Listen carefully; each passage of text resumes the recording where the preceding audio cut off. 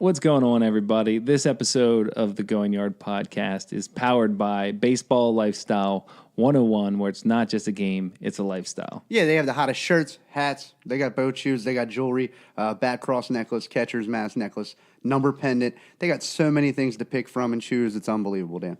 Yeah, I want to get one of those number pendant. Now, I want to get the big 1-6 hanging from my neck. Yeah, I mean, I can tell you, this logo tee, though, is like one of the most comfy shirts I own. Honestly. Oh, I know. I wear it a lot. Which my friends and family could probably attest to that. Is that all you own in your closet, Dan? I have a lot of baseball shirts now, but I love this one for sure. But you can save 10% on your order at BL101.com just by entering the promo code GYP10 at checkout. You get 10% off of your entire order. Make sure you do not miss out on those savings. All right, let's talk about this episode. We did something a little different this time. We haven't had this guy in studio since episode 4. We had Dave Wade in studio. It was fantastic. We're going to start talking about some MLB a couple of times a month, maybe 1 to 2 times a month, and he's the perfect guy to have in studio. Yeah, it was nice to get back into this on opening day weekend. Kind of for everybody. It's been a while. Me and Dan haven't done a MLB talk since the World Series ended.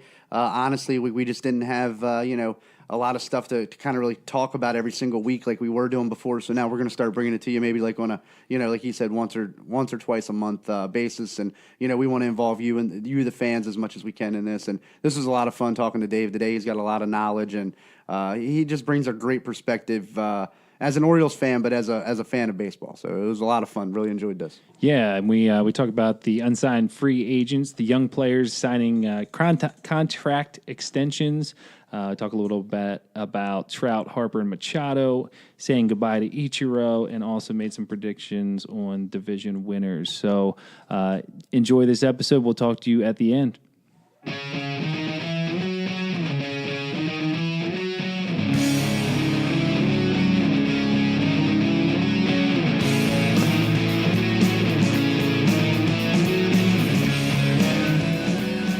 Hey, what's going on, Going Yard podcast fans? Today we have something we haven't done in a really long time.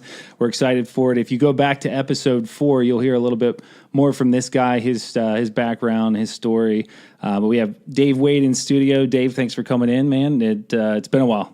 Yeah, it's great to be here. It's an honor to be the only guy in studio now. Yeah, so far you're the only person that has been in studio. We have somebody coming in a couple weeks. So I'm sorry to hear that. This is. I'll say Recitar couldn't even make the little 2-mile drive over from pumping station. He's a busy man. He is, man. Good to see you again, Dave. Appreciate it, bye. Yeah. So if for anybody who's wondering, like, hey, what are these guys doing? Because normally in the past, how many months we've just been interviewing people. The baseball season was over. Obviously, that was one of the reasons why we weren't doing too much Major League Baseball talk. But we had found out over, through the course of the months that, our biggest episodes have been the interviews. And we thought that was pretty awesome. But at the same time, we want to talk about Major League Baseball, but it might not be every single week. So we're thinking of doing this. We're going to bring Dave in here for maybe 1-2 episodes a month and talk about the current things that are going on in Major League Baseball. And right now with the start of the season, we thought this would be a good idea to do so. And there's also a lot of cool things that have happened in the last couple of days too. So we're going to jump into that. Also, some other things we had in mind too that Tyler and I were talking about is possibly doing have people call in and talk. We'll talk about maybe the Yankees one week or the Red Sox or somebody else, maybe the Orioles too. We'll see. We definitely give the voice to the fans a little bit. Get the fans' opinions. Try to create some buzz, and we'll mix it up. Have people from all over the country, different teams. No matter who you root for, really, but just try to get some different opinions and give you a chance to voice your opinions and what you think and feel about Major League Baseball and what's going on with it. Yeah, and the great part about this is these two guys know so much about baseball, so much more than I do, and I'll be the first person to admit that, especially with the current things that are going on. They can name off people and their stats and, where they play, where they came from. I'm not that guy, unfortunately. I love baseball, but these guys, that's the reason why I want to do this, because I'm going to be kind of like the moderator in between. Call you Greenie. And just let you guys just go at it. So, let's talk about this first. A lot of unsigned free agents this year. Who do you guys think is the most shocking out of all of the unsigned? Go ahead, Dave. You can go first. I'm going to say Kimbrel. I'm a little shocked that Kimbrel's still out on the market, but he priced himself out of it. Turned down what was it, $18 million qualifying offer? Yeah, and I think he'll be lucky to get $8 million now. Kimbrel and Keuchel, they're the two big ones, I think. Yeah, no, I mean, I would say that, I guess at this point, they might as well just sit and wait and see who's a contender or a pretender, right? You know what I mean? So somebody's either going to come in and say, hey, you have a chance to join a team. Just take, like, the Phillies, for example, honestly. Like, if you give them a month, we can say, hey, look, we got a chance to win a championship here again. Here's $8 million a year, like you just said, Dave. Or you get a team that's, like, middle of the road that doesn't get off to a hot start, and they say, oh, crap, we better go out and give you what do you want, Keuchel? $20 million a year? Okay, let's do that for 3 years or so. I mean, so they're kind of at this point just sitting and waiting, and I guess you can't blame them now. I mean, but I guess you got to worry: is it going to fall into that Alex Cobb like we saw with the Orioles, where it takes you 3 months to get going, and then you really never do get going? So that's the fear that I have with it, because for all the crap that people think spring training doesn't matter, it really does matter. I mean, you got to get so many at bats in, you got to build your innings up, you got to get pitches against live batters. I mean, those things matter, and you missed out on all of that. So what are you going to go to AAA, I guess, and throw 1 or 2 simulated games in the backfield somewhere in Sarasota? You know what I mean? So it's tough now at this point. But I would definitely say that, to me, Kimbrel is probably the bigger one. Keuchel, I don't really know. I'm surprised he didn't get an offer and take one. But Kimbrel's the one I'm surprised that he's not signed, honestly. Yeah, and history hasn't been good to him, right? Like, pitchers that sit out and come late, history says it's not going to be a good thing. Who was the Wade Davis? Was he the one who sat out the other year or whatever? And Wade Davis did it. Yeah. And then you mentioned Cobb. He didn't get it right till September last year. It's it's a different game, and the whole unsigned thing, just in general, just speaks to the analytics side, right? Like, teams are like, you know what, you're 31.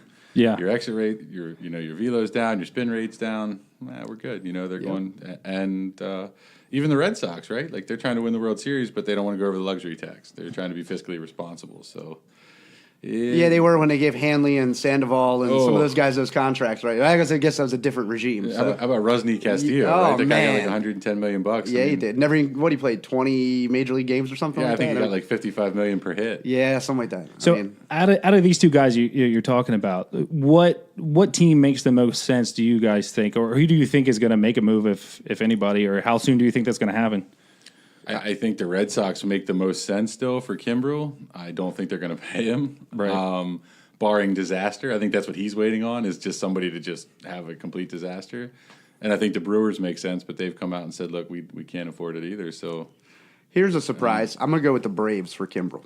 Yeah, that's where you got to start at. The Braves have not gotten off to a great start here so far. They're 0-2 in a division. And I do see the Phillies probably maybe jumping in on Keuchel, because, I mean, honestly, if you got Nola at the top of your order, then you got you still got Arrieta, who's a World Series Cy Young Award winner. You could add Keuchel in there as a 3-4 pitcher. And you're not out much, because look at what the Nationals are going to run out there. They're going to run Scherzer, Strasburg, and now Corbin, who just went today. So, I mean, you start looking divisionally at different things, and it's going to be interesting. So I see the Braves and the Phillies jumping in on that market on one of those guys, honestly. I see the Braves jumping maybe in on Kimbrel just because of drafting him and having history with him. So as a surprise. But I definitely think the Red Sox are the team, I think, that jump in. Now, do you think there's anybody that's in this past year? I know Wieters was one of those guys that was a free agent out there. We just saw it not too long ago with J.J. Hardy, where no one picked him up. Do you think there's any of those guys this year that weren't picked up that we might not see much of anymore? It's hard to say. I thought we were going to get there with Adam Jones. Yeah, I really did. He's got 2 home runs. He hit one last night, so he's got 2. I think he's motivated. I don't know. I think Kimbrel, if he sits out, will be by choice. Keuchel will be by choice. But yeah, I mean, you're going to continue to see older, deteriorating guys not get jobs, which means you saw it happen lately, right? Trout signed the extension. All these kids are signing extensions. Like, everyone's starting to fear free agency. They want to get it now. It's a different era. Baseball's headed for a work stoppage, which is a whole different conversation for probably 4 episodes for you guys. But, a bad work stoppage, honestly. It's going to be ugly, too. Yeah, they're headed for, because the players are going to say, well, fine, if it's going to be this way, we're not waiting 7 years to go to free agency and all that. So I mean, the worst part in what you're saying there, Dave, is you're talking about old players at 31. Yeah, it's 30. not that. It's not right. Yeah, old is not old anymore. And we grew up with guys. I mean, and obviously we grew up in the steroid era. Whatever you can call it, whatever you want. Great era. You know what I mean? But we watched, Piazza, Clemens, Johnson, Schilling, Jamie Moyer. Moyer. Even they take Mike Messina, who just went into Hall of Fame. We watched credible major league talent play well into their 30s. I mean, even before maybe they got on the juice. Honestly, like played into their 30s and played very well. Smoltz, Maddox. I mean, you can go down the list of guys, of who did it. And now these guys literally at 30, 31, 32 is almost over the hill at this point. I mean, they don't even want to give. So if you get your last if you go 2 or 3 years, they take Bregman's deal or whatever now. He's going to go be under contract until he's, 31. So what's he going to get on the second contract? I mean, honestly, you're putting yourself in a predicament now if you do go get your money. But then you got other guys like Lindor, Correa, who are like, nope, we're not giving you any discount, period, da-da-da-da-da.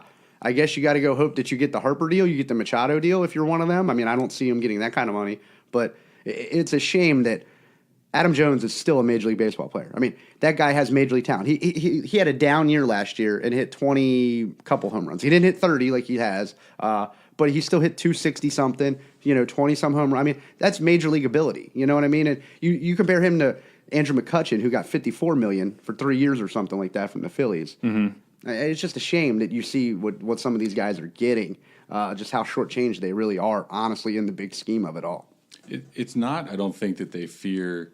I think owners fear the guaranteed money side of it, right? I mean, until the Chris Davis is what they fear. Ryan Howard is what they fear. Ryan Howard, until the players concede some of that, it works. The NFL system works, right? It does. Because you get some of it guaranteed, but you get to a certain level. If you stink, you get cut. In Major League Baseball, Chris Davis stinks. He doesn't even belong on a 25-man roster right now. He couldn't play in the Atlantic League right now. No, not at all. I mean, that guy swings and misses by 3 feet, and he's getting paid $24 million a year. And owners are going, no, not doing that anymore. Yeah, because it kills you. I mean, the Orioles literally can't do anything until that contract comes off the books. They're so hampered by that. And the Red Sox are in that situation right now with the Sandoval thing with Hanley Ramirez. I mean, they're literally just look. We grew up on this one. Bobby Bonilla Day. I mean, the Mets are still stuck with that ever. I mean, till what 2036 or something. I mean, I don't even know what it. But that's the stuff that owners are scared the hell out of. And Alex Bregman may look like a steal at $100 million on extension, but for every guy that gets that, there's 2 or 3, 4 guys that are a bust in that contract, and you're screwed when you do that as a franchise. The Tampa Bay Rays never do it. The Pirates never do it. Honestly, the Cardinals are probably a team that never do it. They never really go out and lose it. They let Pujols, probably a franchise cornerstone guy, just walk away because they weren't going to give him that kind of money. They just did it, though. You know what I mean? So they just did it with Goldschmidt. Yeah, but that's the first time ever. Yeah, it is. I mean, and I think they're kind of in a boat where if they don't do something drastic, they're going to get left behind in a division that's really tough. So I mean, and honestly, I think that wasn't one of those that was out of this world disastrous contract. If he doesn't perform to it, I would be surprised, honestly. But he will. He will, and that's where they make sound choices. You know what I mean? But a lot of those teams like that, what do they do well? They develop pitching, and they have cost controlled pitching, and they never overpay for it because they know how to draft it, they know how to develop it, they know how to make it better. And that's what they trade from. Yeah, I mean, you got to develop talent. Yeah. You got to develop talent. You got to be willing to let guys go, and that's what teams are looking to do. And analytics is going to change this game, but it's going to change the labor agreements to a. And what else you're going to see with the analytics is players. There's a lot of players starting to say, "What gives you the right?" I mean, like that's my data. What gives you the right to have it, and I don't have rights to it. And I'm like Tyler said, the next labor agreement is going to be an absolute war. I mean, you talk about work stoppage. We could lose another season in a couple of years. Before we move on to the next topic, I have a question for both of you.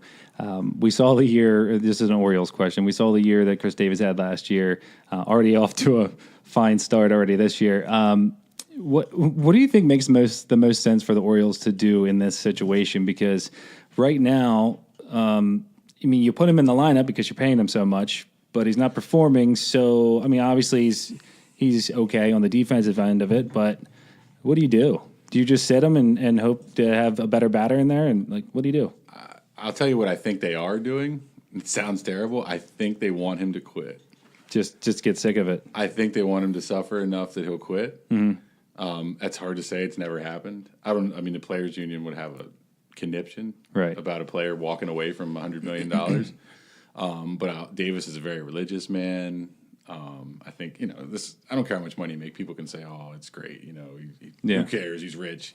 It's still painful for a guy like that to walk out and get booed and to be essentially. I mean, when you say the worst player in baseball, it's not an exaggeration. He is the worst player in baseball. I think they hope he quits, but I also think there's a point in time where they'll just go, "We're done. We're done. We can't do this anymore." They've got Trey Mancini that's got to play first base. They've got a glutton of young outfielders that need to play the outfield. Like, there's just no space for him to swing and miss every night. But it's a shame. I mean, Davis is a good guy. I have a question. Is he on his Adderall? I don't know. Did he, I mean, that's like they gave him the waiver, right? After I don't know. He got busted. As long as he is cleared through the proper ways, I think he's allowed to take it. Yeah, I mean, I don't know. And honestly, I mean, it kind of seems to me that after that happened was kind of really the turning point. Yeah. Whether it's mentally, psychologically, I mean, I'm sure there's a lot of guys that take that who don't really need it because they just want to have it for the fact of that 162 games and 180 days is a grind, and it's probably one of the hardest things you can do. Like, the physicality of football is probably not matched by anything other than hockey and MMA. You know what I mean? But, like, the absolute getting up and playing and performing every single day, like they do, with literally 1 or 2 days off a month, traveling coast to coast, day game, night game, road game, home game, I mean, back to back, leaving the country back, all those things. It's no wonder some of these guys turn to some of this stuff, honestly. I mean, because to keep your endurance level up and your mental focus up that long is almost impossible, literally. I mean, so that moment seemed like the turning point. And whether he got cleared for it or not, and maybe it's just a psychological thing for him at this point because he looks dazed and confused. When you watch him take at bats, he just looks completely confused. So, I mean, I was just talking to my dad about this the other day. Confused. Like, I get that you can't hit 45 homers every year, but how do you go from hitting that to 15? You know what I mean? Like, he still has power. He's still not any, you look at him physically, he's not any smaller. It's not like his body changed and he turned into the shrink. He's still a big dude. He's still got power in that swing. So how does he not hit 25 homers or, at least, I don't know, honestly, what you can say about him, but you got to hope at some point that maybe injury takes him away. If you're an Orioles organization, you got to hope that he has to medically retire or something because you're never getting away from it. And the worst part, it's not even the contract. There's all the deferred money that's still in there. There's like $25 million of deferred money. Just like Harper got a bunch of deferred money in his. The Orioles had deferred money in Darren O'Day's contract. They had deferred money in J.J. Hardy's contract. I mean, so, yeah, the payroll may look like it's $100 million, but when you add in all the deferred money to some of these, their payroll still might be $135 million that nobody even realizes. It's just what's on the field may only cost them $100, but everything that they've paid for, previously is another 25 or 30 million that's on the books that even when his contract comes off in 2024, I think, they're still going to be paying him till 2030 or something like that as well. So I'm not sure what's on the field now is worth $100.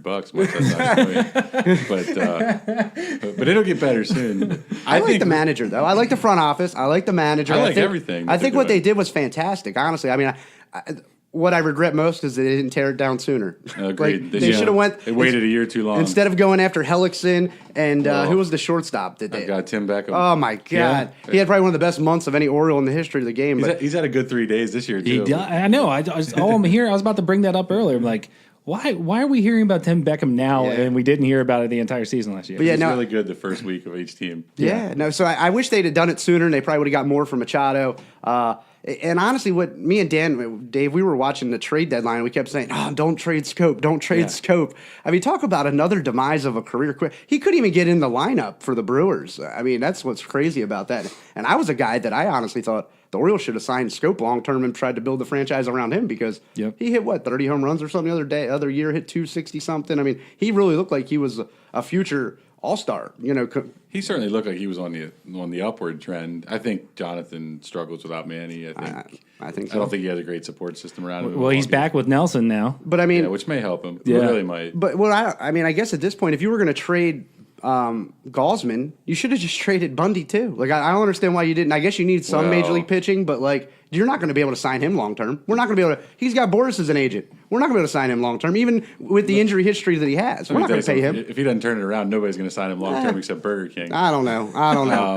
Somebody's going to want him. The problem with trading him last year was his value was you couldn't have got a bag of baseballs for him. His ERA, he led the league in homers given up. I mean, to go quickly back to Davis, I think the Adderall was part of it. I think what really killed Chris Davis's career was the shift, though. Yeah. It seemed no hitter, the shift has mentally gotten to them more than Chris Davis. Like he seems like every at bat he's trying to lift the ball over their heads instead of. Should he bunt more, Dave? You're a bunting guy, right? You love the bunt. No. I mean, the problem with that's the armchair dad syndrome, right? Like, just bunt. Like they throw 96 and it moves. Like, don't act like dropping a bunt is easy. It's just like the hit it the other way argument. Like, really? Have you ever been in a batter's box? Right. When it's coming that fast, you can hear it coming. I mean, right. when it comes by you could hear it. When they got an 88 mile per hour slider that breaks 3 feet and to say just hit it the other way, there's a little more to it than that. I mean, I'm sure it's not like Davis goes up there and didn't wish he could hit it in the shortstop hole every time. The shift.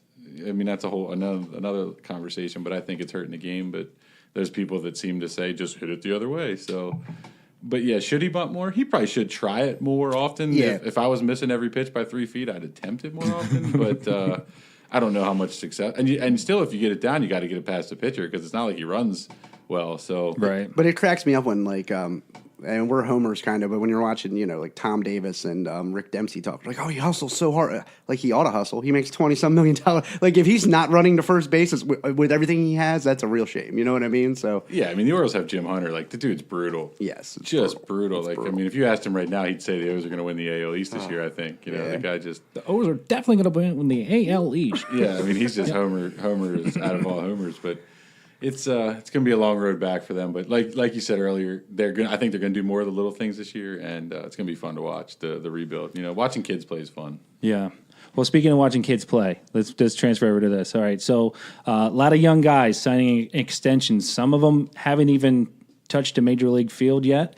This dates back. I mean, Evan Longoria had signed one back in 2008. He only played like 15 games at the time. But let's talk about like Eloy Jimenez. He's a guy just signed. He hasn't even had one major league start yet. What do you think of this? I mean, is this you guys were talking about? They're letting 31's old now, so they're letting these old guys go because they're developing their farm system so much. And I mean, what do you think? Is this something we're going to see a lot of going forward? We're going to see more of this going forward because they want to build up that farm system and hang on to those gems that they originally signed for. I think you're going to see more of it if guys are willing. It looks fantastic. All it does is steal like a year or two of free agency away from guys and saves teams having to go through the arbitration process. Which is brutal for anyone who doesn't know anything about it. The arbitration process literally is a team trashing its player. They tell them everything they do wrong and why they don't want to pay them that much money. Explain it to someone that might not know. Oh, so basically after you got your years of service reach a certain number, and that's different depending on when you come into the league. I'm not going to explain all that part of it. But basically arbitration there's two sides to it. The players, Dan says, I want $10 million, and Dave says, nope, we're going to pay you, $5 million, and this is why. And there's an arbiter that says you're either going to get 10 or you're going to get 5. There's nothing in the middle. There's no he doesn't come in and say, oh, we're going to give you 7.5. He either decides with the team or he decides with the player. And basically, the player, his representative is going to give his case of why he deserves it. He's going to compare him to other players, and then the team's going to say, well, this is what he doesn't do. He's been injured. We got all his medical reports. They basically say they bring out the analytics, velocity's down, all these things about why you don't deserve the money. And it happened with the Yankees with Dylan Betances the other year, or what? Or was it Betances? Yeah, they basically trashed him, and he was all upset about it and butthurt, and it really affected him the first month of the season, and then finally he had to come out and say, oh, we've moved on from it, and da da da da da. So it's not a fun process for the player, honestly. I mean, don't get me wrong. Lots of players go through it, and a lot of them just make agreements, on the side before it ever gets there. But there's always, it seems like 4, 5, 6 players every year that you see on, Baseball Tonight that are going on these things, and it's not fun for the players sometimes. And I think it leaves a sour taste in their mouth, and I think that's why you see some of these players not signing extensions because of what the teams have done to them, basically, over the course of the years. Yeah, most avoid it now. Most teams try to avoid it like the plague because it is, like Tyler said, a really nasty situation. What usually happens is the day before, he mentioned the 6 and 10 example, they'll meet at 7 or something, and it's like a custody hearing. It's nasty. Honestly. It's a custody hearing, but you got to stay together. You have to stay married afterwards. It's like a divorce, but you stay married afterwards, and the terms are just different. the young guys, it's dangerous for teams though too. I mean, Eloy looks like a sure thing, and guys like Tatis and stuff, they look like a sure thing. But like the Phillies did it last year with Scott Kingery, and I'm not saying he's not going to pan out, but so far he hasn't done anything. Right, nothing spectacular. And now he's stuck on their big league roster. So will there be more of it? I think there'll be more of it in the short term. I'm telling you, the next labor agreement, again, I'm going to go back to it's going to be a really big game changer for baseball because now kids are scared to go to free agency, right? Like Machado and Harper, you got to throw those guys out the window because very few guys hit free agency at 26. They just both happened to come into the league when they were 19 or 20. Jason Hayward was one. I mean, it's definitely few. It's Ken Griffey Jr. I mean, there's very few of them. Right, you're a phenom. Yep. You're a phenom if you hit free agency at 26. You came in when you were a kid. Like Acuna will hit free agency when he's 26 if they don't sign him. I think Lindor was fairly young, but very few of those guys do that. The majority of the guys, they hit it when they're 30. Or 28, and teams don't want to pay you for what you did in the past. So now, I mean, I'll tell you what's interesting about it is Bichette. The Padres bringing him up because I don't think Tatis. Was it? Yeah. I'm sorry, Tatis. I'm sorry. I'm thinking Bichette's with the Toronto, but Tatis. I don't really understand that one because I get Manny moved to third, I guess, for him. You know what I mean? I would assume that was what was worked out. But I don't see the Padres as a playoff team, so I don't understand why you're starting that service clock already and basically. Unless they're going to do it and try to go all in for the next 3 years or something. Because I think they are. I think that's their plan. I don't see Manny being there for 10 years. I don't see that 13, happening. isn't No, he's 10. Oh, no, Harper's 13, yeah. So, but I don't see him being there for 10 years. So maybe that's part of this is their next 3 years. You know what I mean? They've got Hosmer under contract, Will Myers. They've got some big contracts. But they have a ton of talent coming. So that's where I kind of find it weird. But then, it's terrible when you see like what happened to Chris Bryant the other year where he's stuck there till April 15th or something stupid. The guy deserves to be in the big leagues. Look what's happened with Vlad Jr. Yeah. The guy has done everything. He's proven himself at every level. It's a shame, honestly. And that's what Dave, you bring up, that's right there where the labor agreement is going to just erupt things because these guys are getting hosed and don't get me wrong. If your team's in a playoff run, and I think probably the team that's done it the best is the Astros and what they've done over the past 5 years since they went through those 3 seasons of losing 100 games. They got a steal in Altuve when nobody wanted him because of his size. Who would have ever thought he was going to be that good? But they worked out a great deal for him. They made a great deal just now for Bregman, who looks like he's going to be just a superstar. And honestly, if Correa leaves, most people forget Bregman played shortstop for the LSU Tigers, one of the best college baseball programs in all of the country. I mean, the guy can probably slide right back to short, and they can put somebody else over there at third. You know what I mean? So they got options, so it's not like they're stuck. But I think they're probably one of the best teams to do it. The Cardinals have done it with Molina. They've done it with so many of their pitchers. Kingery, he's an interesting one because now he's kind of stuck. They bring in Segura. They bring in some of these other guys. He's stuck. But I don't see, honestly, a couple guys changing the whole landscape of it. I really don't. And I just think it's some guys might – I think a lot of it, honestly, comes down to agents, who your agent is, who represents you. You know what I mean? And you got to be a sure thing. You got to be. I mean, if Vlad Guerrero Jr. went to the Jays and said, let's do it, they'd say, great, let's do it. Let's do it. But the Super 2 thing's been happening forever. Right? Forever. Like, it's not going to change. The Orioles did it this year. I mean, I know Hayes got hurt when he went down to the minor league camp, but the only reason Austin Hayes isn't in the major leagues. Britton was a Super 2, and it kind of hurt him, honestly. I mean, But they can, they go down, and, Mike Elias as well. It's because he needs more development. I mean, it's very simple. Hayes was up 2 years ago at the end of the season. You won't see him till June, till that Super 2 clock goes past. And they do have to fix that because that's silly. It is a silly thing. I mean, it's a silly thing for the fans. Guys like Eloy Jimenez should be in the majors. Vlad Guerrero Jr. should be in the majors. Tatis should be in the majors. Do you think part of that, Dave, and even Dan, I don't know, 25 man is, I mean, I get that if you made it 27, they would probably just carry 2 more bullpen pitchers. You know what I mean? That's probably what it would be in this day and age. But, like, is the 25-man roster not relevant anymore? I mean, is it too small for some of these? I don't know if it's too small. I think it's just the money side. Just the money of it. I think it's just you get an extra year, right? Like, why wouldn't you do it? Why wouldn't you do it? I mean, if you bring a kid up April 22nd and you get that almost full year out of him, and then you get an whole extra one, from a team standpoint, it makes sense. I don't know about expanding the roster. I mean, I think it's awesome this year that they're only going to expand the rosters to 28 in September instead of 40 because I think that's crazy. Ridiculous. Yeah, it changes all the rules. I mean, honestly, it changes an entire series. You know, like you can match up in the 5th inning if you want to. It's ridiculous. So I do not think, to answer the initial question, I do not think it's going to be a major trend, but I do think you'll see more of these sure thing guys do it.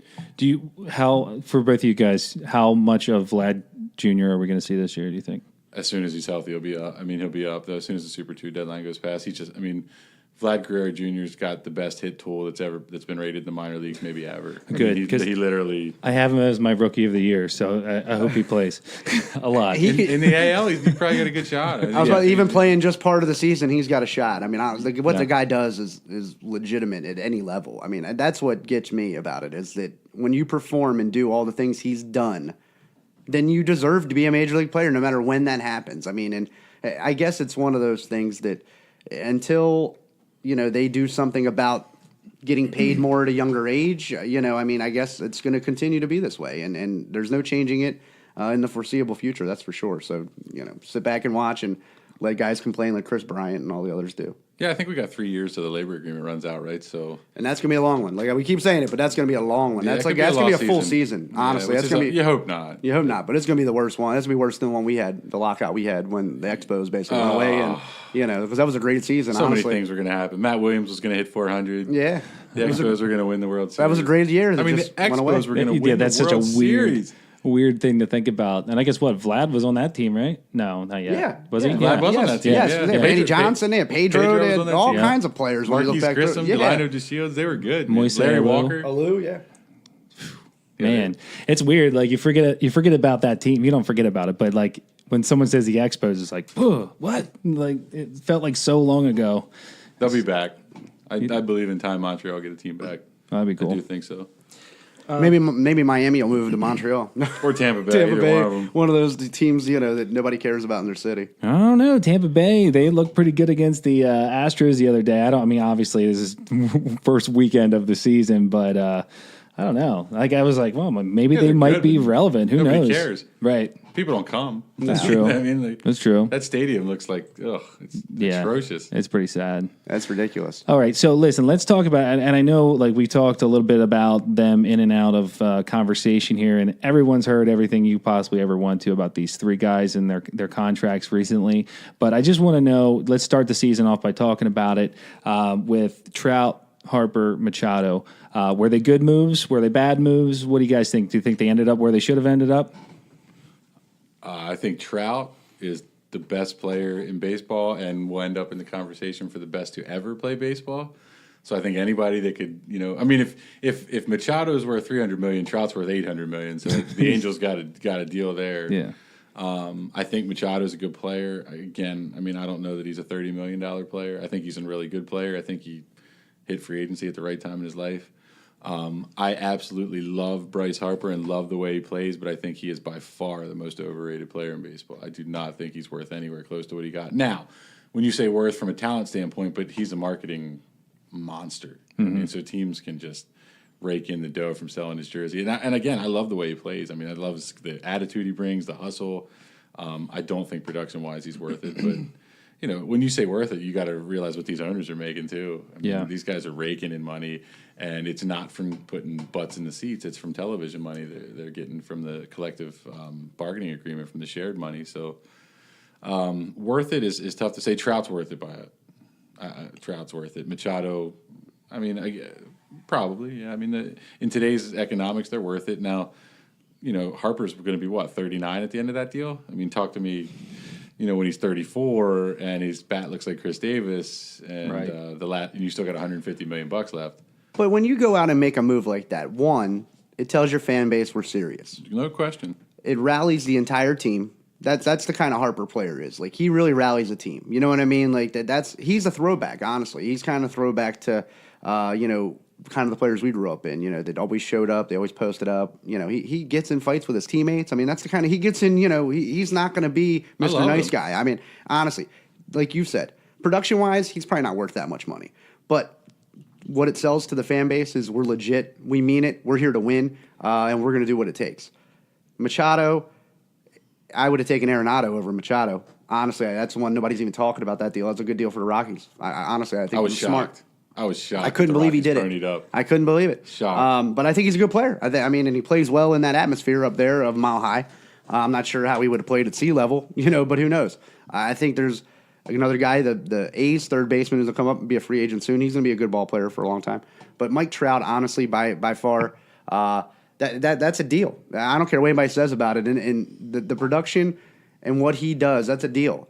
And honestly, it's a shame that he plays in Los Angeles and that 80% of the country could care less. Honestly, I mean, because he's just, and he doesn't do anything to market himself, which that doesn't matter. You know, he shouldn't have to. He doesn't need to. You know what I mean? His actions on the field speak for themselves. The production of what he does speaks for themselves. He's never had an injury history. So, I mean, honestly, is he going to age well? I would think so. He's a great athlete. He keeps himself in phenomenal shape. And he does so many things well. It's not like he's just a one-trick pony. He's not just a power guy. He doesn't have just a cannon in the outfield. He doesn't just steal 50 bases. I mean, he does everything very well. So, I mean, like, even if some of it diminishes, he's still going to be a top 10 player in baseball. I mean, he's been a top 3 player in baseball for the past, since he literally took his first at bat. You know what I mean? Like, that's how long he's been that good. So, I think the Angels, I'm shocked that he did it, honestly. I didn't think he was going to do it. Yeah, I really thought he was going to hold out for his home team. I really did. Honestly, I mean, from what Harper said, I mean, and this whole thing with the, collusion or whatever, with conspiracy theory, like, let players say whatever players want to say. If they want to, everybody loves the NBA doing it. I hate super teams in the NBA. It gets boring. It's terrible to watch, in my opinion. But, like, it always ends up not being as fun as we imagine it would be. Yeah, I mean, but if players want to talk, let players talk. Who cares? I mean, like, they gave Big Papi crap the other year for wanting, who was it to come there and be the DH after he retired? And Encarnacion or whoever, like his buddy. And it's like, that's ridiculous. Who cares? Let people say whatever they want to say. I mean, players are going to go where players can get paid. That's how it's going to happen at the end of the day. I mean, so shut up about all this crap and, getting in the water, honestly. It's annoying. But I was shocked that Trout did it, and I think the Angels were smart by it because really – His contract's just going to take over Pujols, you know what I mean? But I still don't ever see the Angels getting enough talent around Trout to make it. That's what I was thinking too. Like, I think out of all the teams, I think the one that made out the best was the Angels because they essentially held on to the best player that's ever played the game, arguably one of them anyway. But it's if he doesn't have a supporting cast, it kind of sucks. I mean, it's like, wow, you had a really good player and. What else? It's kind of like I feel like the Nationals right now. You got these amazing pitchers, but nobody else around them. It's like, honestly, I'll tell you, it feels to me like when the Phillies went out and got Cliff Lee and Halladay, and they had Chase Utley and who was the shortstop then? Jimmy Rollins. Jimmy Rollins. Oh, yeah. They almost have that same feel right now to me.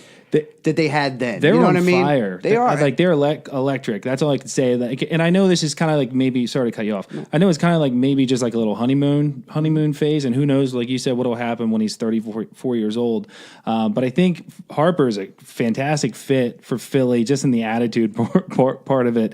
I think they're exactly the spark that the Phillies needed right now.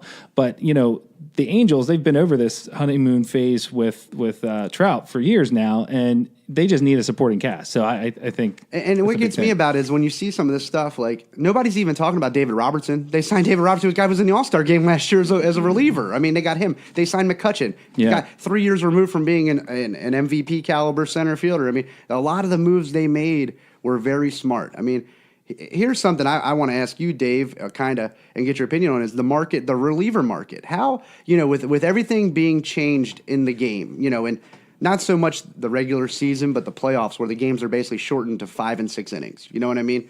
What's the reliever market? Are we going to start seeing more relievers getting paid like, David Robertson, Andrew Miller, Zach Britton, Chapman down the line, of guys getting 10, 12, 15 million just to be a reliever as opposed to paying 40 million for these starting pitchers like Kershaw, Scherzer, Verlander. You know what I mean? Like, are you going to start to see a flux of money shift to the bullpen as opposed to the starters? I think you already have.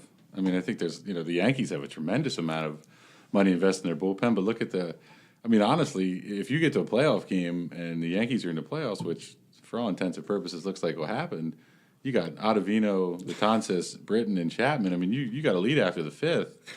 Good luck. Good luck. Yeah. You know what I mean? I mean, Britton and Chapman, you could swap those guys any day of the week. Britton still get guys out all day long. So, yeah, the money shifted that way. The game's changed. I mean, it's just the game's changed. It's not going back. I mean, arm health is the big deal, right? So the days of Jim Palmer throwing 175 pitches are over. It's just not going to happen. It's never going to happen.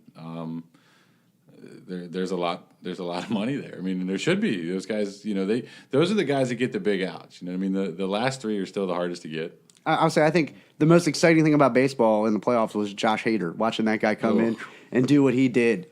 I mean, when you watch a guy dominate like that, that's incredible to me. I mean, the guy just literally here. You know what's coming. I'm gonna reach back and give it to you. Did you see him pitch yesterday? Yeah, nine pitches. I mean, like, dude, when you watch that guy work, or you watch Chapman work, you watch Ottavino's pitch. I mean, you watch those balls move, and it's like, God, yeah, just bunt it. Yeah, good luck. Yeah, I mean, he's not letting up, man. No, it's just I think he's sitting on a smoke, tee man. for you. I mean, like, good luck to you. Even if you know 95, 98's coming, good luck to you squaring it up. You know what I mean? Like, so I definitely see more teams investing more money, not in these long-term contracts of starting pitchers, but more these 3-year deals, 3 to 5 year deals on the back end. You know what I mean? Locking these guys up, I think, is where the future of the game's going to be. The bullpen saves careers too. Yeah. I mean, you look yesterday in the Orioles game. Mike Wright came in and got the save. Right. Like, I mean, the guy's not going to make it as a starter. He's just not. But you know, these guys that can throw 96, 97 for an inning. Yeah. You know, Zach Britton. Yeah. Did work as a starter with his 4 pitches. I mean, people don't remember Zach Britton went to spring training.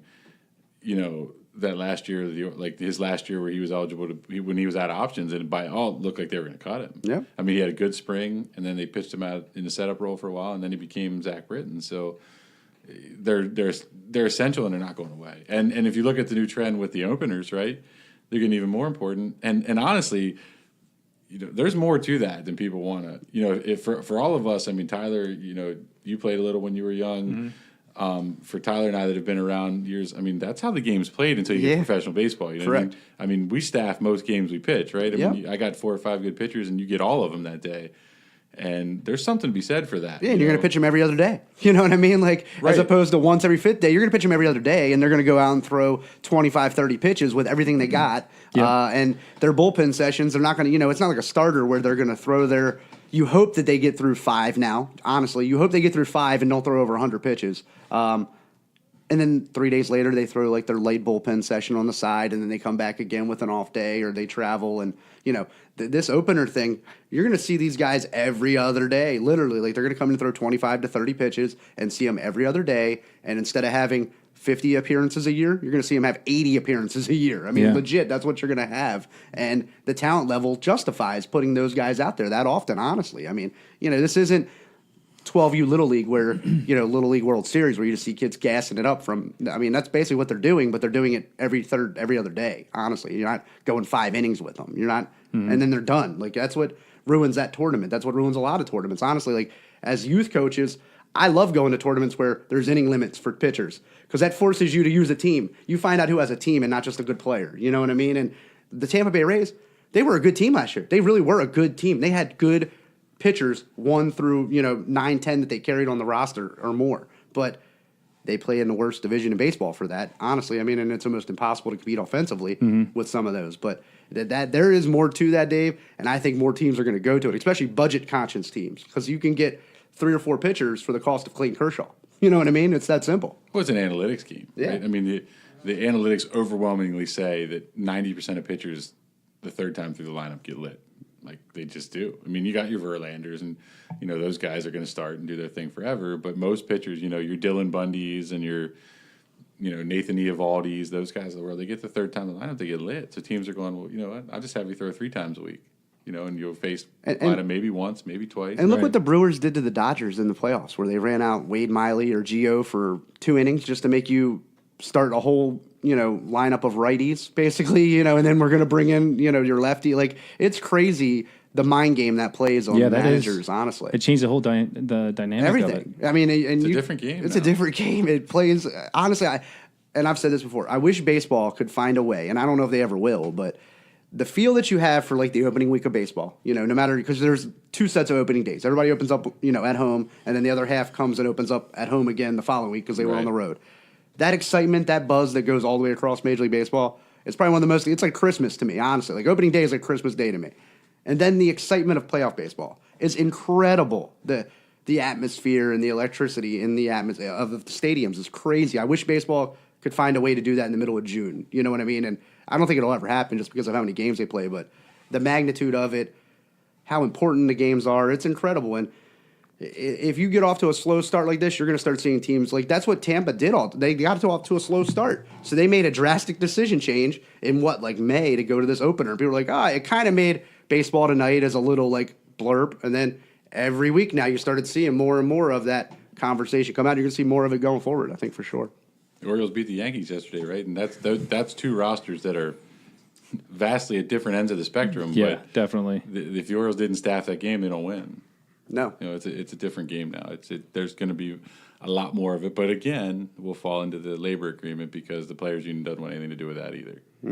No, they want more Scherzers, Verlander guys, but there's pay. not many of them. Honestly, there's more middle of the road guys than there are those guys. That's for sure. Which is why it was born. Yep. I mean, there's more guys that are 3, 4, 5 pitchers than 1 and 2s. That's for sure. I mean, not everybody has 3 of those.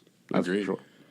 All right, let's talk a little bit about Ichiro. We said goodbye to Ichiro.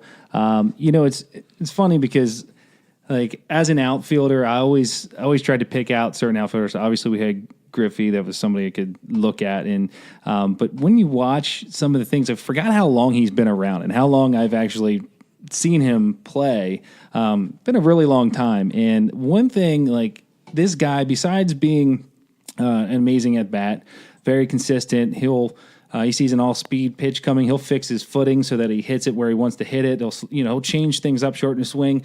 He does so many things that every baseball player should do, but they're not paid to do all that. Some of them are just paid to hit home runs, and I just think he was the most consistent guy ever. And one of the things in the outfield I always thought was awesome. First time I ever saw him do it, I think it was in. It might have been Seattle, I guess. But he knew his ballparks, like wherever he was. He knew his surroundings. He knew, how deep they were. And I remember the first time I saw this, he basically just fooled the runner at first from tag. He was, from running because he thought he was going to catch it. So Ichiro just stood underneath like he was about to catch a fly ball, but the ball was actually going over his head.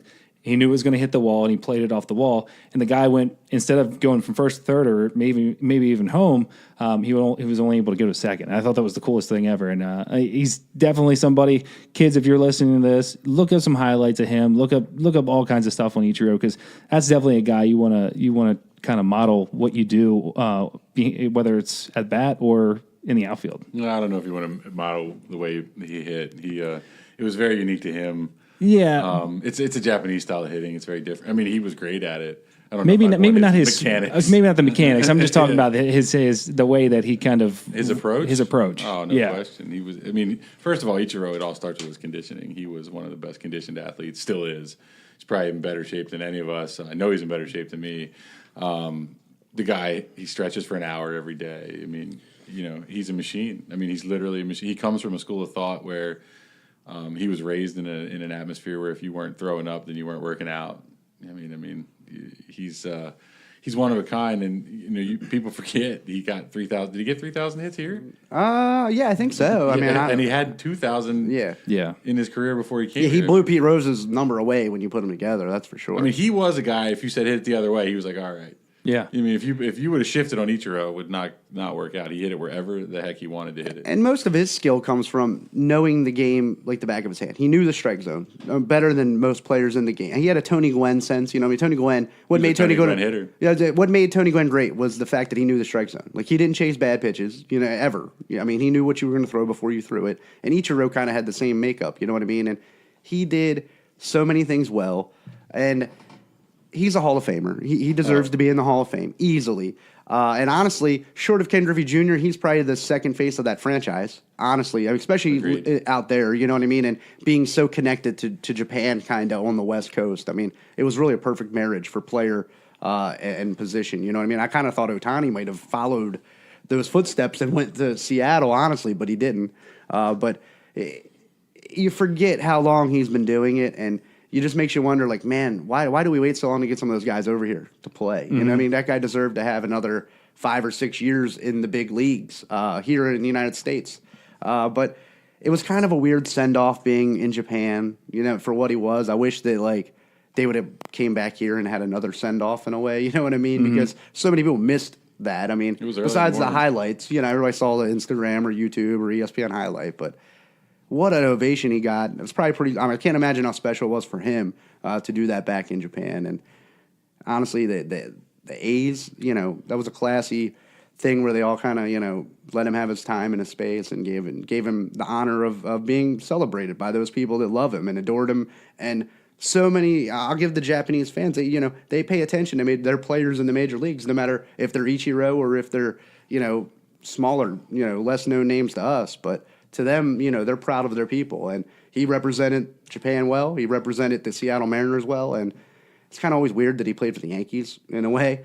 Most people kind of forget about that. But, like, what he did was incredible, honestly. And his defensive plays in the outfield, he may not have made SportsCenter all the time, but he didn't, he didn't make blunders. You know what I mean? Like, he made every play look routine because of his conditioning, his athleticism, and just knowing where to play and how to post up every day. He never ended up on the disabled list for a long time. He never did anything.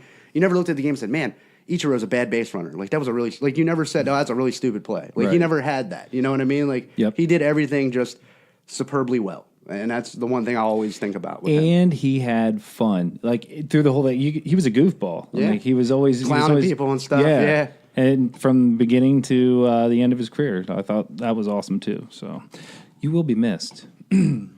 All right, so let's end the show here. Let's talk about some predictions. What do you guys think? How do you want to do it? You want to just go to the east on both sides? Sure to go wrong. Yeah. we'll make sure we mark this part so we can go back and look at it and say, we're full of crap. Yeah. Exactly. Well, let's start with the AL. Who do you guys got in the East? I got New York. I'm going to take right now Tampa Bay Rays are in first place, baby. No, I know. Tell you, man. Look at 3-1. I was going on a limb there. No, I'll tell you. I really think that the Yankees are going to be the team to beat. I think Boston might have a little hangover. Honestly, I was shocked Boston went on the run that Boston went on last year. And, what they did to the teams in the playoffs, I didn't think Boston had that kind of talent. Honestly, I really didn't. I knew they were good, but I didn't think they were that good. Just to steamroll, honestly. I mean, they wasn't even competitive for them in the playoffs, truthfully. You know what I mean? The Red Sox defense is fantastic. I think the Yankees are going to win the division this year. I really do. I think the Red Sox are just going to muddle around, but I really think the Red Sox have a chance to win the World Series again. I really do. I mean, I think they're going to be a wild card, the top wild card position, honestly. But I think the Yankees might just get one of those big runs in June, July, where they just put some distance on them and then kind of, cruise the rest of the way. So I'm going to take the Yankees. How about Luke? Oh, good Lord, man. Who knows? That guy just he ended last season just on fire, and he just started this season on fire. So interesting, you know what I mean? The big hype was Bird, and you don't really hear anything about that guy. You can't stay on the field. So right. Voit. Oh, Greg Bird. Oh yeah, Greg Bird. But yeah.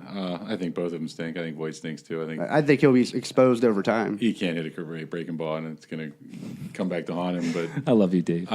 Goldschmidt would have been a great fit there, wouldn't he? Oh, Machado too. I mean, it's not George isn't there anymore. You know that. Yeah. But I think you're right. I think the Yankees win the East. I think the Red Sox win the wild card. Yeah. But it'll be interesting. The Yankees starting rotations, iffy. Their lineup's ridiculous. The Red Sox lineup's good. Their starting pitching on paper looks good, although sales velocity's down. It's been down for a while. Can you believe they gave him that extension? I'm shocked. I mean, they know more than we do, but just based on pure velocity, it's been down for 6 And they nursed him. They nursed him the whole second half of the season. Nursed him. Yep. You know what I mean? And I love what he did where he came out of the bullpen and closed the game out. I mean, I love that stuff. Honestly, I love a guy that wants the ball. You know what I mean? He knows how to pitch too, so it might not all be about velocity. Yeah. No, he definitely spins it. You know what I mean? He's got a good slider and all that stuff. But I'm surprised that they gave him that much money. I'm surprised they gave him that much of a extension, honestly, to go that far. But whatever, it's their money. But you jokingly said the Rays. I honestly think the Rays. I mean, don't sleep on them. Don't sleep on them. I think they could sneak in and steal a wild card too. I don't think they can win the East. They just haven't been relevant in the last couple years. Yeah. So it's like Middle of the road. You forget about them. Yeah, the middle of the road. That's the problem. You know what I mean? When you finish third every year, you're kind of middle of the road. I think they have a severe home field advantage too, because I honestly think they put teams to sleep. Like I do. I think teams go there with there's not much atmosphere there. You're on the road, and I think sometimes teams kind of sleepwalk through games there. It's a boring looking stadium. Oh my gosh, there's nothing exciting about it. That's it's for so sure. Gray. All right, what about the Central AL Central? I got the Twins. As soon as I saw Scope there, Cruz, Marwin Gonzalez. I don't know. I just think that there's more going on this year. I think the Scope and Cruz collaboration. I think that was strong in Baltimore when Scope first came on board. I'm just excited for that, and I'd like to see, because I normally would throw out the Indians there, but I don't know. I just feel like they have a little bit more than the Indians. Yeah, I mean, the Indians have benefited from a terrible division, honestly, the past couple of years. I mean, don't get me wrong, I like the Indians. I like the players that the Indians have. I really do. Losing their bullpen is going to hurt the Indians this year. But I wouldn't be surprised if I'm going to take the Indians to win the division again. I think the Twins are kind of one of those teams that kind of they screw it up somehow. You know what I mean? But I'm going to take the Indians to win the division again. I think the one thing the Indians have is a little bit more roster flexibility to go make a trade. I think they're a little more gutsy than the Twins are. The Twins won't really put themselves out there to make a big wholesale trade to kind of get over the hump. And then, that trade deadline has moved up this year. It's not so late in the year. So I think I'm going to stick with the Indians. I think they're gonna continue to benefit from a weak division. Kluber, Bauer, Clevenger, Carrasco, and Bieber. Probably the best rotation in all of baseball, 1 through 5. The Indians win the division, and it's not close. Yeah. No? Yeah, I think they run away with it. The pitching Listen, still if I'm wins right, championships. you're right. we're gonna come back and we're gonna just get that little spot where I said it, and both of you jerks said something else. You might be, but I think the Twins did a lot. They made themselves better, but I still think the Indians they definitely had a good offseason, though. I mean, they made some really nice fits to their team. I mean, agree. they didn't overpay to get Cruz or Scope, like you said, and Marwin Gonzalez is a very underrated baseball player. I mean, I think Marwin Gonzalez types are the future of baseball. These guys that are Swiss Army knives that can play all over. Kiki Hernandez. I'm not a big fan of him, but he's going to hit 25. They can play all over. You know what I mean? Those are the future. And I think what the Twins did on paper was very nice. Like they didn't do anything drastic, but they made nice subtle changes to a roster that should put them in contention for most of the season, honestly. But when you just go down the list of names, and Clevenger's so underrated as a starting pitcher, honestly. And Trevor Bauer's probably a Cy Young candidate this year, I believe, honestly. I really do. There's probably nobody puts in more off-season work than that guy. The Twins took the Orioles model, right? Like, we're just going to get a bunch of guys and try to get 8 guys that hit 30 home runs. If it works, it's awesome. But Cron and Cruz and Scope and Scope, I mean, it's short, but he hadn't hit the ball yet this year either. He didn't look good in the spring. It's definitely not a recipe for longevity for the team. They might have a good run work this next year or so, but yeah, it can work. I mean, but the Indians are at the end of the road too. I mean, they're good. But they're about to start losing guys to free agency because they can't pay them all. Lindor won't be there long. Jose Ramirez, and they got injuries. Ramirez and Lindor. But I mean, if that changes everything, you will be flashing back to this and saying you're right. If Lindor and Ramirez can't get back on the and they were both MVP candidates basically last year. I mean, both of them hit over 300. I mean, they're vital to the team. That's for sure. All right, let's go to the West. I jumped on the bandwagon last year with them. Tyler talked about them a lot, and I was it was one of those teams I haven't watched a lot of. But then towards the end of the season, I started watching a lot of the Astros games, and I just think they have a chemistry. I think they have this electric feel, and it's still carried over to this year so far, I believe. Obviously, there's other teams like Oakland who also, I mean, they got the good Chris Davis. They do. Consistent one. Yeah. I mean, they got some good pop in their bats. Their defense is good, but I feel like the Astros are just unstoppable. I think they're fantastic. I think they win. The Showstros, baby. I mean, they're 1-3 to start. I mean, who would have seen that coming, honestly, with the starting rotation they have. But no, I think it's not even close, honestly. I don't think the Rangers or Seattle have much to do in the division. They're kind of just like the Blue Jays and Orioles in the East. You know what I mean? They're just there for fillers and work. But it's so weird to look at this standings right now as we sit here. Yeah. To look at the standings. Seattle's on top, Houston's on the bottom. Yeah, but no, I definitely 162. Yeah, yep. They even out. The Showstros, man, like Bregman said it best. They're probably one of the funnest teams in baseball. Their chemistry is undeniable. And I tell you, out of all the ballparks, I would love to go to Minute Maid Park and take a game there, man. Beautiful. That place looks amazing with the dome and the train and everything. There's so many levels, of just, I don't know. It looks so cool, beautiful. honestly. And I'll tell you, like, their fans show up and show out for that team, honestly. I mean, those fans, like, they weren't there through the dog days of, I can't blame them for 100, but ever since they've turned the corner, man, those fans have rallied to that team. And the players, honestly, you can tell they feed off of that energy while watching them. You know what I mean? Like, they love it. And their antics in the dugout, and, man, it's awesome for a fan of the game.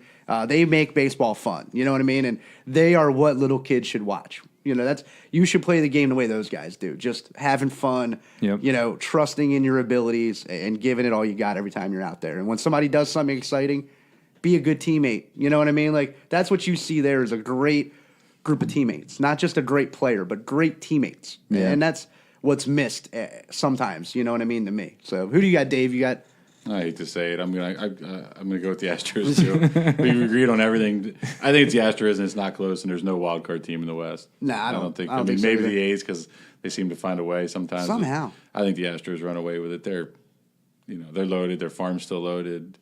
I still don't think they're the best team in the American League. I do think they're the best team in the West, though. They need Correa to be what we thought he was going to be, and he hasn't been yet. Yeah. Altuve's a good player. Their starting pitching's good, but it's old. Garrett Cole's young. Sorta. Kinda. Sorta. I mean, Verlander's old, but he seems to defy Father Time. What's he on? Balco? Was he like, he'd go back and revisit Balco so. or something? Hey, I'm a steroid supporter. I know. I'll take it. Whatever. Hit 45 home runs, everybody. All right. Listen, we got to wrap up this. We'll wrap up the NL real quick because we're running out of time here. But let's do NL East. I got the Phillies. I just think that maybe it's just like I said, the honeymoon period. But I think they got so much going on with Real Muto, Segura, McCutchen. I mean, you had talked about McCutchen a little bit today, and obviously with the added addition to Bryce Harper, I think they got the NL East. Yeah, I think the Phillies at this point are going all in. They're going to make whatever move they have to win the division. The Mets will screw it up because of the Mets. The Marlins don't count. And I'm interested to see who comes out as a wild card because I think it's either the Nationals. I think the Nationals are a better team without Harper. I really do. They got some talent in Soto, Eaton, and Robles. That's a good outfield, honestly. I like that outfield, and it's not an overly expensive one. You know what I mean? So I'll be interested to see who kind of outworks the Braves and the Nationals. Because one of those are going to be a wild card. The Phillies, I think, are going to run away with it. I'm going to take the Nats. I think the Nationals still win the division. Ooh, really? Wow. I think they're the best team in the East. Their pitching's ridiculous. I agree with Tyler. I think they're better without Harper. I don't know if we're going to get to the awards, but I think Robles is the NL Rookie of the Year. Mm-hmm. He's a great player. I like the Phillies. I don't think they make the playoffs this year. I do think the Braves make the playoffs, and I think the Braves have a better long-term plan than the Phillies. I think the Phillies are exciting right now, and they spent a bunch of money, but they had to because their farm system didn't pan out the way they thought it was going to pan out. And the Braves have like 12 pitchers coming up in their farm Exactly, system. I mean, like they seriously have like 12 pitchers coming that nobody even knows about. They're loaded. They're loaded with good talent. They're loaded. They refuse to trade any of them away. So I'm going to say the Nats win the division, and the Braves take the wild card. All right, we're a little divided there, but That's it's good. good. First time I we like disagreed. it. I like it. It's an I think that's probably one of the toughest divisions. That's probably the best division in baseball this year, though. Honestly. It's definitely the deepest. There's no question. Just to say that before we move on, I think that's for a while I felt like the NL Central was probably one of the toughest over the past couple of years, but I think it's switched to the NL East as probably the best division in baseball this year to watch. All right, Central. I'm going to go with Milwaukee, and I like it. I'm picking for my MVP Christian Yelich. Oh, man, he's off to a good start. Yeah. Four home runs You already. did one today, right? Yeah. Yeah. I'm going to take the Cubs. I think the Cubs rebound. I really do. I think a healthy Chris Bryant helps out. And I think that Joe Madden kind of gets one more good run out of this group of guys before he rides off into the sunset. Maybe I'm just a feel-good kind of guy about it because I kind of like Joe Madden. I should have worn my glasses today so we could all have the Joe Madden glasses on. But no, There you go. I'm going to go with the Cubs. Honestly, I think the Brewers might have a little hangover. I think the Brewers are a wild card team, though, this year. I really do. I don't think they miss out, but I think the Cubs win it. And I think the Cardinals make it interesting. And I'm not really sure what the Reds were doing this offseason. I don't understand that plan. And Pittsburgh really doesn't have much ammunition to play in that league right now. No. I mean, honestly, they should create like the Cincinnati Reds, the Pirates, the Rays, the Orioles, the Royals, the Tigers. Like, they should be in their own division. Like, they should just get Just so somebody gets it's just like they should feel play good like about themselves? Correct. Like, they should just all, like play in their own little thing because they're not even like competitive amongst some of these other teams. Honestly, they're really not. You know what I mean? It's the participation trophy division. Yeah, it is. Just It is. throw them down in the minors. It is. That's like the rec league. You know what I mean? It's like mommy paid to play. So we're all here. We all get a chance. Wow, we're going to take 3 on this one because I'm going to take the Cardinals. Ooh, nice to win choice. this Oh, division. nice. I think the Cardinals are the best organization in baseball. They're consistent. So you think that the Goldschmidt deal was a good one? Oh, yeah. I think the Cubs, I think Theo Epstein has done a terrible job in Chicago. He tore their farm system apart. Traded too much. A lot of those kids didn't pan out. Bryant panned out, but Addison Russell hasn't been good. And he's suspended. Ian Happ's in the minors. Yeah. I think the Cubs can win a wild card. I don't think they do. I think the Cubs miss out altogether. I think St. Louis wins the division and Milwaukee takes the second wild card in the NL. split up again. All right. Well, let's go to the West, and I think I know who Tyler's going to say. I'm gonna just for the same reasons I like the Phillies. I think last year, I think the Dodgers ended the season on fire. Obviously, didn't pan out the way they'd like it to, but I think they've come off to an amazing start. I mean, that lineup is absolutely sick. I don't, not 100% on. The rest of it, but I just think of right now, I just think that they're on fire, and I feel like that they're going to be the ones that win it. The Rockies, I think, are amazing. They got really good lineup, good defense. We talked about Arenado earlier. I just think that the Dodgers this year are going to win it again. This is probably my least favorite division in all of baseball. The Dodgers will win it. I think them signing what's his name to play center field is probably one of the best. Pollock. I think. The Braves, honestly, I think should have went after him to replace Markakis. Braves would go at anybody. That's good, but I think he would have been a great fit in Atlanta. Atlanta kind of missed that one. I think Pollock to the Dodgers is a better move than Harper. Honestly, I really do. I think he fits well, hits right-handed. I don't want to pick the Dodgers. I'd love to pick the Rockies, but they've lost a couple players that I think were important, and I just don't think they have enough ammunition. I think they're going to make it interesting just because the Dodgers kind of find a way to stay middle of the pack with injuries and stuff like that.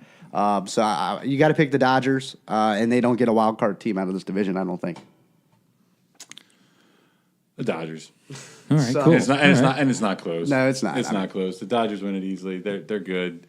When I say it's not close, the Padres could steal a wild card this year. You think? Their farm system is fantastic as well. Their outfielders are good. Their infield, once Lewis, if they got Kinsler, who's no slouch, playing second now. They got Luis Urias, it's going to come up soon.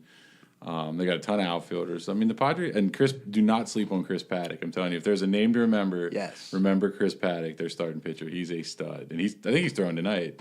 I was surprised they traded Hand. Honestly, I thought they would have tried to keep him long term. Yeah. Especially with the way the bullpen things are built these days. I think they got good value on him, but yeah. But I think the Padres could sneak in, but I think the Dodgers run away with the division. Right on. Well, listen, we're going to end it right here just because we're running short on time here. But Dave, I want to thank you for coming in, man. We got to do this. I keep it regular. I think it's going to be fun, and we really appreciate you coming in, man. Yeah, it's a blast. Like I said, on episode 4, you guys are doing awesome stuff, and it's only gotten better. So it's really fun to be here. I enjoy it. Awesome. And for everyone listening, going forward, we'll give you guys a heads up when we're going to do the next MLB episode, and you guys can throw questions our way. You can call in. We'll pick a couple guys or gals to call in and talk about your favorite team and what you think is going, whatever you want to talk about with it, and maybe we'll pick a topic and run with it. Yeah, no, I'm excited, Dave. I appreciate you taking time to do this. Look forward to having you in again because the season can change quickly, and honestly, I think you bring some good insight and some honest opinion, which I think is needed in this day and age. So thanks for doing this again, and we'll be doing a lot more talking. It looks like coming up. Yep, that's right. So that's a wrap for this episode. So. Everybody, if you want to find us online at Going Yard Podcast and on Twitter at GY Podcast. Man, I almost missed that again. It's almost impossible to do that. You know what I mean? So if you like this episode, subscribe, to us on iTunes, SoundCloud, Podbean, Google Play. Check out our website, goingyardpodcast.com. You can find all of our content on there as well. Leave us a 5-star review so we can climb those podcast rankings. That's right. That's a wrap for this episode. So from all of us here at the Going Yard Podcast, and for Dave Wade, I'm Dan. And I'm Tyler. See ya. Later.